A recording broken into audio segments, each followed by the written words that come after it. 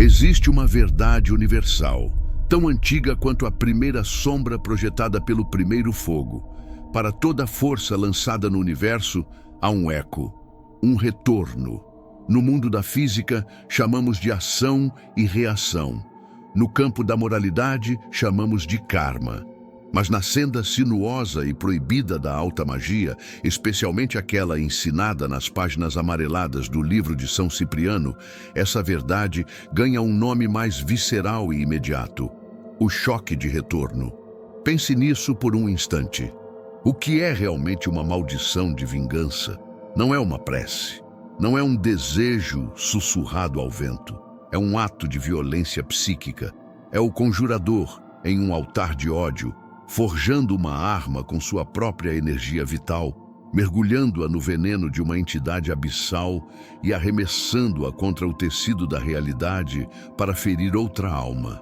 O livro te ensina a forjar a arma, a escolher o veneno e a mirar com precisão. Mas ele se cala sobre um detalhe crucial. Essa arma é um bumerangue forjado no inferno, e ele sempre volta. Os relatos que você ouvirá esta noite são sobre o momento do retorno. São as histórias daqueles que, cegos pela fúria, sentiram o prazer efêmero da vingança se concretizar, apenas para sentir o cabo da arma que arremessaram chicoteando de volta com força triplicada para estilhaçar suas próprias vidas. Não se engane. A maldição nunca erra o caminho de casa. E a primeira história, a de Ricardo, nos ensinará que às vezes ela volta para morar conosco, para sempre. Ricardo e Marcos eram mais que sócios, eram irmãos forjados na mesma bigorna de dificuldades. Montaram a transportadora com um único caminhão velho, dormindo na cabine e dividindo o pão. Ricardo era o cérebro, a logística, Marcos o carisma, as vendas.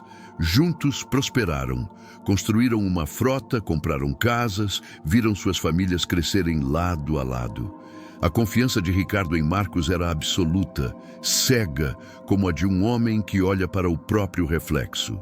E foi por isso que a traição o eviscerou. Não foi um erro, foi um plano. Marcos passou 2 anos sangrando a empresa, criando uma contabilidade paralela, desviando cargas, vendendo peças. Quando a estrutura finalmente ruiu, ele usou o dinheiro roubado para contratar uma equipe de advogados que pintou Ricardo como o incompetente, o responsável pela falência. Em poucos meses, Ricardo perdeu tudo: a empresa, a casa, o respeito dos filhos e, o que era pior, a fé na humanidade. As noites eram um inferno de insônia e uísque, repassando cada conversa, cada aperto de mão, tentando encontrar o momento em que o veneno da ganância havia infectado seu irmão. O ódio que sentia não era quente, era frio, pesado, um tumor crescendo em sua alma. Foi um antigo funcionário, também lesado por Marcos, que lhe falou do livro. Justiça de homem não adianta, seu Ricardo, tem que ser outra justiça. E lhe deu o contato de um vendedor de livros raros. A aquisição do livro da capa preta foi um ritual em si. O encontro foi em um café decadente no centro de uma cidade portuária. O vendedor era um homem pálido, com olhos que não piscavam. O livro estava embrulhado em um pano preto. Ao tocá-lo, Ricardo sentiu uma estática, uma vibração sutil, como a de um inseto preso no âmbar. O cheiro não era só de papel velho, era de mofo, enxofre e algo docemente doentio, como flores apodrecendo. Naquela noite, sob a luz amarelada de um abajur, ele encontrou o que seu coração negro desejava: o ritual da seca-vida, uma maldição para sugar a prosperidade de um alvo até que restasse apenas o pó. A preparação durou 1 semana. Ele precisava de terra de 7 encruzilhadas diferentes, um boneco de tecido que ele mesmo costurou com linha preta e uma foto recente de Marcos, sorrindo em uma rede social, o que tornou o ato ainda mais pessoal. O ritual principal ocorreu em uma terça-feira de lua minguante, a noite perfeita para rituais de banimento e perda. Ele dirigiu por horas até uma encruzilhada rural, onde o único som era o do vento nos pastos secos. O ar estava anormalmente frio. Ao acender as 7 velas pretas em um círculo, as chamas dançaram de forma estranha, quase se recusando a pegar. Com as mãos trêmulas, ele enfiou a foto de Marcos dentro do boneco, junto com a terra e um tufo de cabelo que ele encontrou em um antigo casaco. A oração era gutural. As palavras pareciam arranhar sua garganta. Não era um pedido, era uma ordem. Ele chamou pelos sombras da miséria, pelos espíritos da ruína, e os ordenou que se tornassem a segunda pele de Marcos, que bebessem sua sorte, que azedassem seus negócios, que transformassem sua casa em um ninho de perdas. Ao enterrar o boneco com as próprias mãos na terra fria, uma onda de energia o percorreu, um poder gelado e viciante que o fez sorrir no escuro. A vingança foi uma sinfonia macabra que Ricardo regeu à distância. O maior cliente de Marcos cancelou um contrato milionário. Um de seus motoristas mais confiáveis foi pego em um esquema de roubo de carga. A esposa o deixou, levando metade do que restava. Ricardo se tornou um observador obcecado, quase um stalker, deleitando-se com cada notícia, cada postagem velada de desespero. O império de Marcos virou pó, como a oração prometia. O retorno começou como um sussurro. Ricardo começou a sentir correntes de ar frio em seu novo e modesto apartamento, mesmo com todas as janelas fechadas. Depois, veio a sensação de ser observado, mas não de forma ameaçadora, e sim avaliadora. Certa noite, ao passar pelo corredor, ele viu, pelo canto do olho, uma mancha escura e vertical perto do chão, que se desfez quando ele se virou. Ele culpou o estresse, mas a mancha voltou, cada vez mais nítida.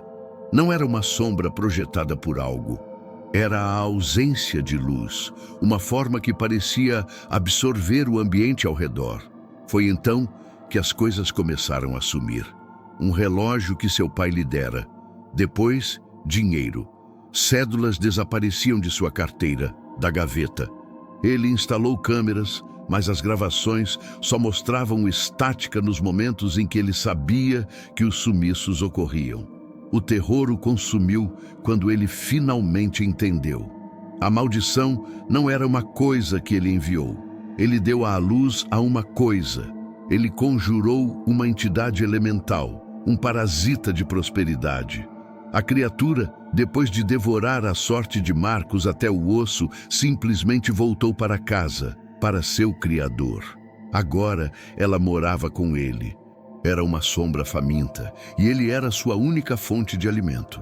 A entidade se tornou mais ousada. Ele acordava no meio da noite, com o som de algo se arrastando pelo chão de madeira. Às vezes, via o contorno da criatura agachada no canto do quarto, uma silhueta humanoide, mas fina e contorcida, com um negrume que parecia pulsar. Ele não sentia medo, sentia um pavor existencial, o horror de ser o anfitrião de sua própria vingança. Hoje, Ricardo vive em um estado de miséria constante. Não apenas financeira, pois a sombra drena qualquer dinheiro que ele consegue, mas uma miséria de espírito. Ele não dorme, mal come, passa os dias em um apartamento escuro, conversando com a sombra, às vezes implorando, às vezes xingando. Ele sabe que ela estará com ele até o fim, uma companheira eterna que ele mesmo criou. A justiça que ele buscou não foi feita. Ela foi apenas transferida, com juros infernais. Ele queria que seu inimigo vivesse na ruína, e o feitiço terrivelmente obediente garantiu que ele nunca mais saísse dela.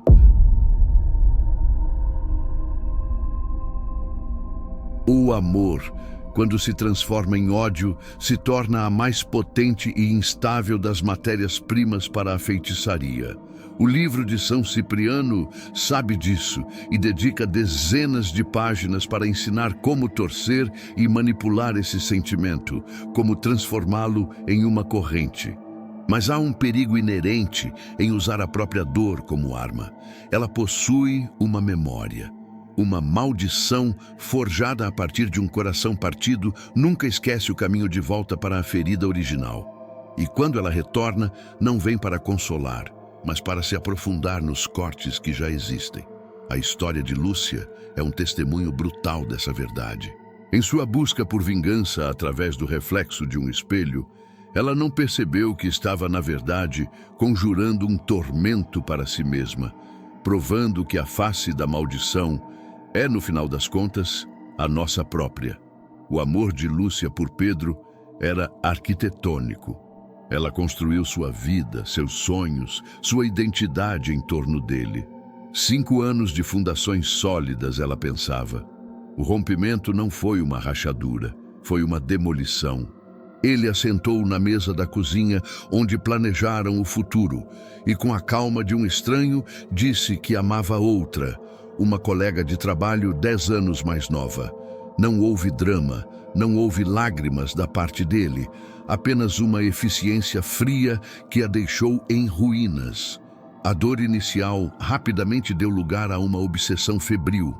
Ela imaginava a felicidade dele, as risadas, os toques, e cada imagem era um ferro em brasa em sua mente. Ela não queria que ele voltasse. Ela queria que ele sofresse como ela estava sofrendo. Queria que ele olhasse para si mesmo e sentisse repulsa. Foi essa a ideia, repulsa ao se olhar, que a guiou como um farol escuro até o ritual do espelho no livro de sua avó. O livro parecia chamá-la da velha arca de madeira. Ao abri-lo, as páginas folhearam sozinhas e pararam em um capítulo intitulado "Para que o inimigo sinta dor em sua própria face". A premissa era demoniacamente simples: atar uma maldição de dor e angústia à imagem refletida do alvo. A execução do ritual foi a única coisa que deu a Lúcia um senso de propósito naquela época. Ela comprou um espelho oval de moldura prateada em um antiquário, certificando-se de que o vendedor o mantivesse embrulhado para que nenhum rosto fosse refletido nele. Na primeira noite de lua cheia, ela o levou para o quintal. O ar da noite estava parado e pesado. Ela preparou uma bacia de água com absinto, arruda e folhas de urtiga, uma infusão que ardia em suas mãos enquanto banhava o espelho, purificando-o para o mal que viria. O cheiro era amargo, como o de um pesar antigo. Com o espelho consagrado, ela colou uma foto de Pedro, sorrindo e feliz, em uma viagem que fizeram juntos no verso do objeto. Aquilo foi o mais difícil, tocar na imagem da felicidade perdida enquanto planejava a dor futura. Durante 9 noites consecutivas, exatamente à meia-noite, ela se trancou em seu quarto escuro. Colocava o espelho deitado, com a face refletora para baixo, sobre um pano preto. Acendia uma única vela vermelha e, fixando o olhar no verso do espelho, na foto oculta, ela recitava a invocação. As palavras eram uma mistura de latim macarrônico e português arcaico, um chamado direto a Asmodeus, o olho da ira, o sussurro no espelho.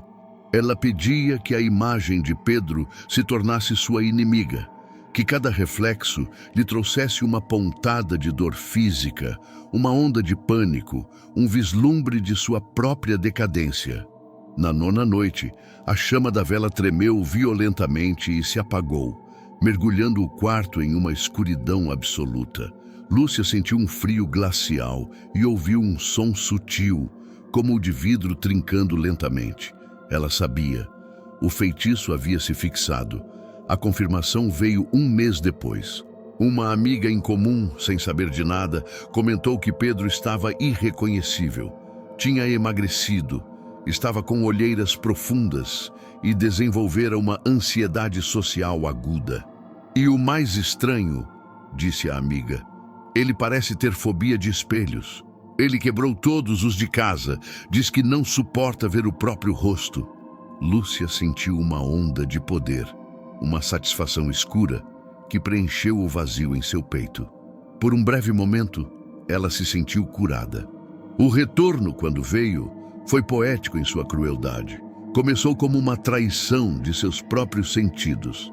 Certo dia, ao passar pela vitrine de uma padaria, ela viu seu reflexo por um instante, mas o rosto que a olhou de volta era o de uma velha, com a pele enrugada e olhos vazios. Durou menos de um segundo, mas foi o suficiente para seu coração gelar. Depois, as dores começaram. Dores de cabeça agudas, que surgiam sempre que ela estava em um ambiente com muitas superfícies refletoras, como um shopping. Ela começou a sentir pontadas agudas e aleatórias pelo corpo, como agulhas invisíveis. O terror se apossou dela quando as distorções em seu reflexo se tornaram mais frequentes e pessoais. Ao se maquiar no espelho do carro, ela viu seu reflexo sorrir para ela, mas seus lábios reais não se moveram. Certa noite, exausta, ela se apoiou na pia do banheiro e, ao levantar o rosto, viu a si mesma no espelho, mas com os olhos completamente negros, chorando um líquido espesso e escuro. Ela gritou e recuou, mas ao olhar de novo, estava normal. O espelho que ela usou no ritual, que guardara como um troféu, começou a exalar um frio perceptível. Ela o quebrou em um acesso de pânico, cortando as mãos nos cacos, e enterrou os pedaços no quintal. Mas o portal não era o objeto. O portal era a maldição, e a maldição estava nela. A lei do retorno foi literal. O feitiço não voltou para ela, ele se duplicou. Tudo o que ela desejou a Pedro, o universo espelhou de volta para ela. Hoje, Lúcia vive em um estado de constante dissociação. Sua casa é um santuário de superfícies foscas, janelas cobertas, metais polidos pintados de preto, nenhuma televisão. Ela não vê o próprio rosto há anos. O medo do que pode encontrar é paralisante. Às vezes, ao pegar um copo d'água, ela vislumbra uma imagem distorcida de si mesma na superfície do líquido e tem que lutar contra o impulso de gritar. A pior parte é à noite, no silêncio, quando ela fecha os olhos e a única imagem que sua mente projeta é a de seu próprio rosto, apodrecendo, sorrindo, sussurrando que a dor que ela sente é apenas um reflexo pálido do que ainda está por vir. Ela quis que um homem fosse atormentado por sua própria imagem, e como castigo foi condenada a se tornar o fantasma que assombra a si mesma.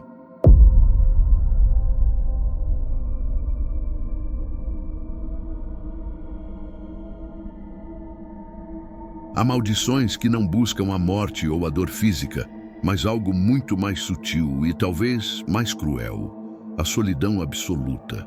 São feitiços que corroem os alicerces da confiança, que transformam o amor em cinzas e a amizade em veneno. O livro de São Cipriano é um mestre nessas artes, oferecendo ao coração invejoso as ferramentas para isolar seus desafetos, para construir muros invisíveis ao redor deles. Contudo, os conjuradores de tais feitiços esquecem uma verdade fundamental. Os espíritos da discórdia, uma vez invocados, não distinguem alvos. Eles são agentes do caos, e sua natureza é separar, dividir, isolar. E depois de cumprirem a tarefa para a qual foram chamados, eles se voltam para o ambiente mais próximo, mais fértil em emoções, a mente e a vida de quem os conjurou. A história de Cláudia é um mergulho nesse tipo de inferno psicológico, uma prova de que, ao semear a desconfiança, a colheita é sempre uma solidão assombrada pelos sussurros da própria maldade. A amizade de Cláudia com suas 3 amigas, a quem chamaremos de Ana, Beatriz e Daniela, era o pilar central de sua vida adulta. Elas eram sua tribo, seu porto seguro. Mas a vida, com seus casamentos, filhos e carreiras, começou a erodir essa fundação. Cláudia, solteira e com um emprego estável, mas sem brilho, começou a se sentir como um satélite orbitando os planetas cada vez mais distantes de suas amigas. Não foi um evento único, mas uma série de pequenas feridas. uma viagem de fim de semana para a qual não foi chamada, um grupo de mensagens criado sem ela, conversas que silenciavam quando ela se aproximava. Na realidade, talvez fossem apenas as complexidades da vida adulta, mas em sua mente, alimentada pela insegurança, era uma conspiração deliberada, uma expulsão silenciosa. A dor da rejeição fermentou e se transformou em um ressentimento ácido. Se ela não podia mais ter aquela amizade, ela se certificaria de que ninguém mais a teria. A ideia não era apenas se afastar, era demolir o templo.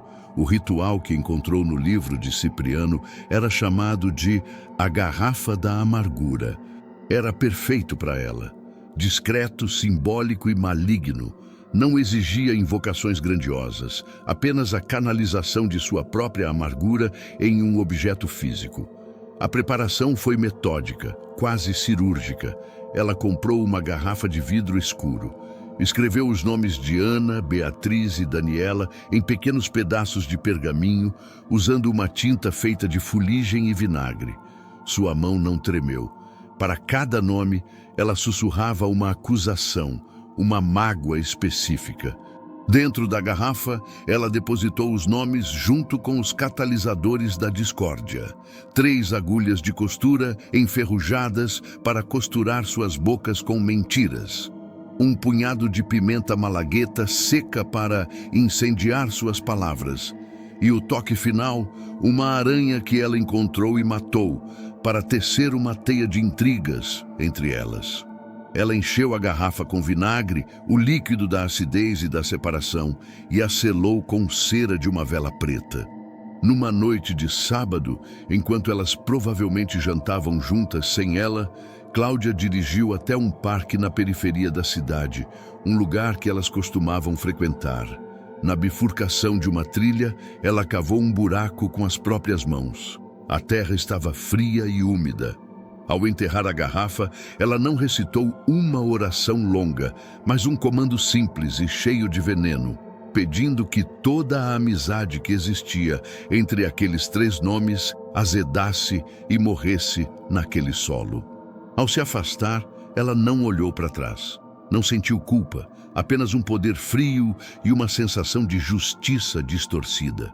O resultado foi mais rápido e devastador do que ela poderia imaginar. Começou com um mal-entendido sobre um empréstimo entre Ana e Beatriz.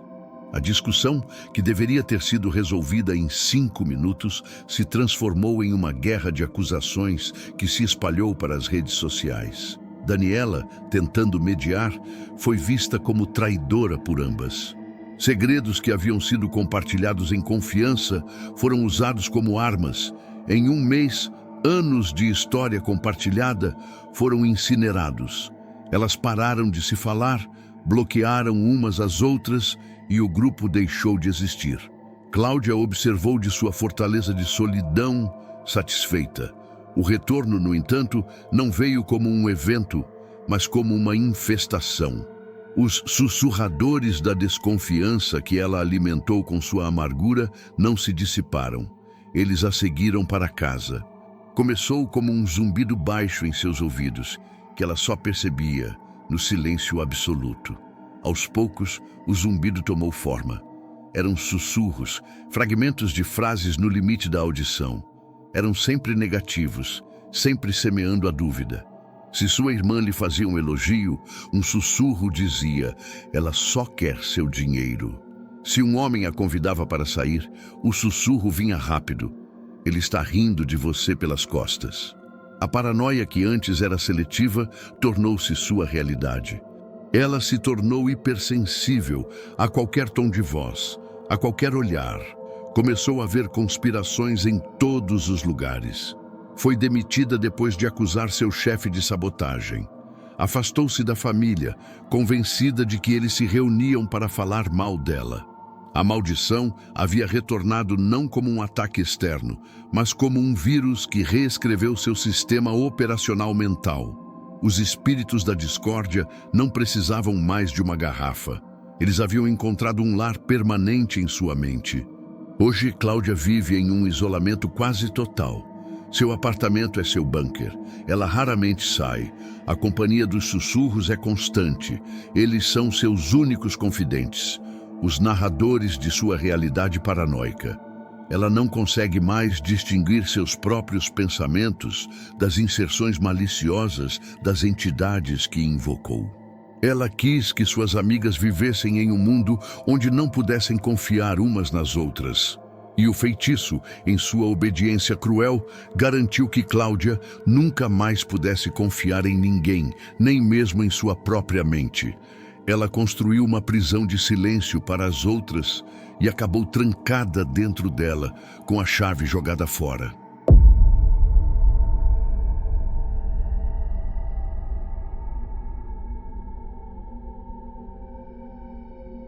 De todas as formas que uma maldição pode retornar, nenhuma é mais devastadora do que aquela que erra o alvo intencional e, como uma bala perdida, atinge um inocente. A energia de uma praga, uma vez conjurada, não possui moralidade. Ela é uma força predatória em busca de um hospedeiro. E se o alvo designado for forte ou estiver protegido, essa energia não se dissipa. Ela procura o caminho de menor resistência, muitas vezes encontrando-o naqueles que compartilham o sangue ou o teto do conjurador. É a roleta russa da feitiçaria, onde a bala disparada contra o inimigo pode ricochetear e atingir o próprio filho. A história de Afonso é um testemunho arrepiante dessa tragédia. A crônica de um homem cuja inveja profissional o levou a conjurar uma doença, apenas para assistir, impotente, enquanto a mesma praga consumia a luz de sua vida. Afonso era um arquiteto brilhante, mas amargo. Em sua mente ele era um artista incompreendido, enquanto seu colega de firma, Jonas, era um vendedor carismático que roubava suas ideias e as apresentava com um sorriso. A rivalidade era unilateral. Jonas mal a notava, o que só alimentava ainda mais o ressentimento de Afonso. Cada sucesso de Jonas era um prego no caixão da autoestima de Afonso. A Gota d'Água foi um projeto gigantesco, o design de um novo centro cultural que Afonso considerava a obra de sua vida. Ele trabalhou nele por meses, em segredo, refinando cada detalhe. Quando a firma anunciou um concurso interno, ele apresentou seu projeto, confiante. Mas foi o design de Jonas, mais moderno e arrojado, que venceu. Afonso sentiu o mundo desabar. Não foi apenas uma derrota profissional, foi uma anulação de sua existência. Naquela noite, ele não foi para casa, foi para um bar e depois, guiado por uma fúria bêbada, para um sebo que ficava aberto até tarde, um lugar conhecido por ter livros de todos os tipos. Lá, escondido em uma estante empoeirada, ele encontrou um exemplar do livro da capa preta. Ele o comprou sem hesitar. Sua mente não queria justiça, queria incapacitação. Queria que Jonas ficasse doente, fraco, incapaz de segurar uma caneta, de sentar-se em uma prancheta. Ele encontrou o ritual perfeito, a consagração à febre insaciável. Prometia uma doença lenta e invisível, uma febre interna que esgotaria a vitalidade da vítima sem deixar rastros para os médicos. O ritual era uma maratona de ódio que durou 7 noites. Afonso o realizava na solidão de sua garagem, depois que sua esposa e filha, Sofia, de 7 anos, já estavam dormindo. O principal componente era uma efígie de cera de abelha misturada com enxofre em pó, o que deixava um cheiro acre e sufocante no ar. Com um prego, ele esculpiu o nome Jonas no peito da figura. A cada noite, pontualmente às 3 da manhã, a hora do diabo, ele acendia uma vela preta e segurava a efígie sobre a chama, o suficiente para amolecê-la, mas não para derretê-la. Enquanto a cera suava, ele entoava a oração, um chamado a Marbas, o presidente demoníaco que comanda 36 legiões de espíritos da doença. Ele pedia que a saúde de Jonas fosse queimada, que seus ossos doessem, que sua mente se tornasse febril e confusa. A cada noite, ele sentia o ódio se solidificar, transformando-se em algo tangível, uma energia escura que parecia preencher a garagem. Ao final da 7ª noite, ele derreteu a efígie, até que se tornasse uma poça de cera borbulhante e a enterrou no fundo de um vaso de samambaia, simbolizando o enterro da saúde de seu rival. O sucesso inicial foi inebriante. 3 semanas depois, Jonas desmaiou durante uma reunião. Foi levado ao hospital com uma febre altíssima que ninguém conseguia explicar. Os exames não mostravam infecção, apenas um corpo que parecia estar se consumindo por dentro. Ele foi forçado a uma licença médica prolongada e o projeto do Centro Cultural foi colocado em espera. Afonso sentiu um triunfo sombrio. O caminho estava livre. Ele até começou a se sentir mais criativo, mais energizado. A vitória, no entanto, era uma miragem. Cerca de 1 mês e meio depois, sua filha, Sofia, acordou no meio da noite reclamando de frio. Ela estava queimando de febre. Afonso e a esposa a medicaram, mas a febre não cedia. Pelo contrário, ela se tornou uma constante, uma presença invisível e quente que roubava a cor das bochechas da menina. Levaram-na ao hospital. Os médicos ficaram perplexos, fizeram exames de sangue, tomografias, punções lombares. Não havia vírus, não havia bactéria, não havia câncer, havia apenas uma febre persistente e inexplicável que a deixava cada vez mais fraca, prostrada em um leito branco. Foi durante uma madrugada de vigília no hospital, olhando para o termômetro digital, marcando teimosos 39,8 graus, que a realização atingiu Afonso com a força de uma parede desabando sobre ele. Os sintomas: a febre que não cede, a fraqueza que consome, a confusão dos médicos, era o roteiro exato da maldição que ele lançara. Ele se lembrou de um detalhe sobre Jonas. Ele era um homem extremamente religioso, sempre usava um crucifixo. Teria sido isso? Uma fé inabalável que funcionou como um escudo espiritual? A energia da maldição, incapaz de penetrar na defesa de seu alvo, não retornou para Afonso, seu criador. Ela fluiu pelo caminho mais fácil, o canal de amor e sangue que o ligava à sua filha. A inocência e a fragilidade de Sofia a tornaram o receptáculo perfeito para a praga que vagava sem destino. O horror daquela percepção quase o enlouqueceu. Ele estava olhando para a consequência direta de seu ódio, encarnada na pessoa que ele mais amava. Ele tentou reverter, rezou para o Deus que havia negado, tentou rituais de limpeza do próprio livro, mas nada adiantava. A doença não era física, era espiritual, uma sombra que se alimentava da vida de sua filha. Hoje, Afonso é um homem quebrado. Ele abandonou a arquitetura. Passa cada segundo ao lado de Sofia, cuja condição se tornou crônica. Ele lê para ela, segura sua mão quente e, quando ninguém está olhando, chora silenciosamente, amaldiçoando sua própria inveja. Ele quis queimar a saúde de seu rival e, no processo, incendiou seu próprio mundo, aprendendo da forma mais brutal que uma maldição de doença. Quando volta para casa, não escolhe o quarto de quem a lançou. Ela escolhe o berço.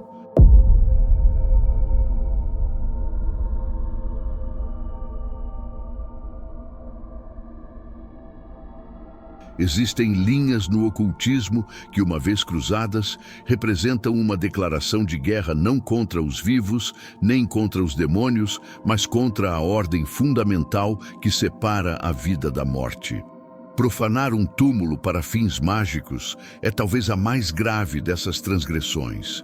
Não se está apenas pegando terra, está se perturbando um descanso, violando uma soberania e, em muitos casos, despertando o que ali jaz. O livro de São Cipriano, em sua Amoralidade, oferece essa chave, ensinando a usar os mortos como cães de caça. Mas o praticante esquece que um cão de caça dessa natureza, uma vez solto e faminto, não retorna para o canil. Ele se volta para o único mestre que conhece, aquele que o despertou. A história de Heitor é o epílogo aterrorizante dessa verdade. O conto de um homem que, em busca de uma vingança absoluta, convocou um guardião de túmulo e se tornou seu prisioneiro eterno. A ferida de Heitor era ancestral, uma dívida de sangue. Um empresário imobiliário, um homem com o sorriso de um tubarão e a consciência de uma pedra, havia enganado seu pai em um negócio, levando a família à falência. A humilhação e o desespero foram demais para o velho, que tirou a própria vida. Para Heitor, não havia tribunal que pudesse julgar aquele crime. A morte de seu inimigo não seria suficiente. Ele queria a danação, a aniquilação total. Ele queria que a alma do homem fosse apagada do universo. Foi essa sede de vingança absoluta que o levou às passagens mais censuradas do livro da capa preta, onde encontrou um ritual tão profano que fez sua pele arrepiar: a maldição da sepultura inquieta. A lógica era brutal: atrelar o espírito de um morto violento e sem paz à alma do alvo, para que o espírito o atormentasse na vida e o reivindicasse na morte. O livro era terrivelmente específico. Para funcionar, a ferramenta, o espírito, deveria ser potente. A terra deveria vir de uma sepultura não consagrada, a de um criminoso ou, idealmente, de um suicida, pois suas almas, segundo o Grimório, permanecem presas à terra, cheias de raiva e angústia. A busca de Heitor foi uma descida ao submundo local. Ele passou semanas pesquisando registros antigos, histórias de cemitérios, até encontrar o que procurava. Um cemitério abandonado nos arredores de uma cidade vizinha, e nele o túmulo de um homem do século XIX, um fazendeiro que, segundo a lenda, assassinou a família antes de se enforcar no celeiro. A lápide estava rachada e coberta de musgo, o nome quase ilegível. Numa noite de tempestade, Heitor foi até lá. A jornada em si foi um mau presságio. A chuva era torrencial, os relâmpagos iluminavam as cruzes tortas e o vento uivava como almas perdidas. O ato de profanar o túmulo foi uma violência contra sua própria sanidade. Cada pá de terra que ele removia parecia pesar uma tonelada. O ar ficou denso, com um cheiro insuportável de mofo, terra molhada e algo mais. O cheiro de carne antiga. Ele sentia, com uma certeza que gelava seus ossos, que não estava sozinho. Sentia os olhos do defunto sobre ele, observando de dentro da terra. Ele pegou um punhado daquela terra escura e gélida, sentindo-a pulsar em sua mão como um coração doente, e fugiu do cemitério sem olhar para trás. O ritual foi feito naquela mesma madrugada, em sua casa, que agora parecia violada pela presença daquela terra. Ele espalhou a terra sobre uma fotografia do empresário, formando um sigilo de danação que o livro ensinava.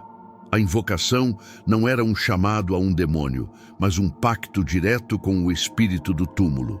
Ele não pedia, ele negociava. Oferecia a alma vibrante e cheia de vida de seu inimigo como um banquete, uma distração para o tormento eterno do espírito em troca de seus serviços como carrasco.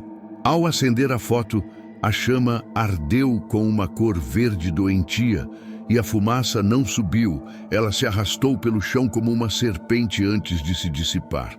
A vingança foi de uma eficiência apocalíptica. O empresário, um homem robusto e arrogante, definhou em menos de um mês. Primeiro vieram os terrores noturnos, depois a paranoia. Ele dizia a todos que um homem de roupas antigas o seguia, que o cheiro de terra o perseguia. Foi encontrado morto em sua mansão, o corpo contorcido em uma expressão de pavor absoluto, e o laudo médico foi inconclusivo. Heitor sentiu uma paz fria. A dívida de sangue estava paga. Ele estava enganado.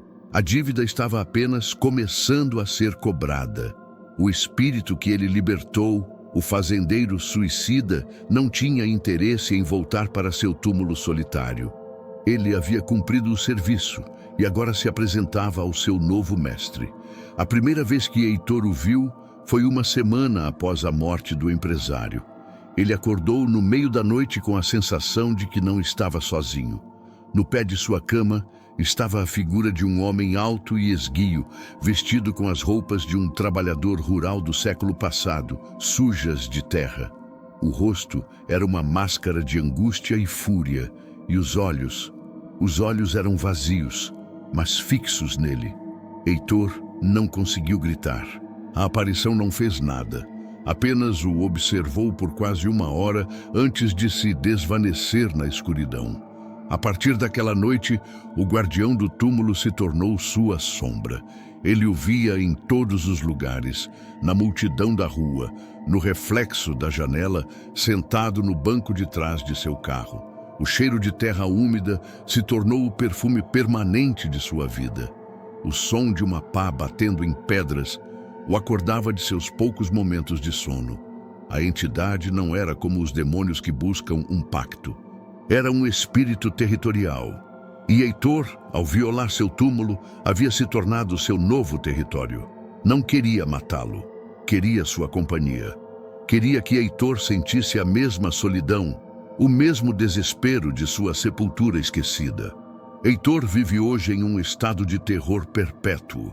Ele se mudou de cidade 3 vezes, mas a aparição sempre o encontra. Ele tentou rituais de banimento, procurou ajuda, mas ninguém pode ajudá-lo. Como se expulsa algo que você mesmo convidou e deu a chave? Ele aprendeu da maneira mais brutal a lição final do livro da capa preta. Quando você chama os mortos para a sua guerra, eles nunca mais voltam para o quartel.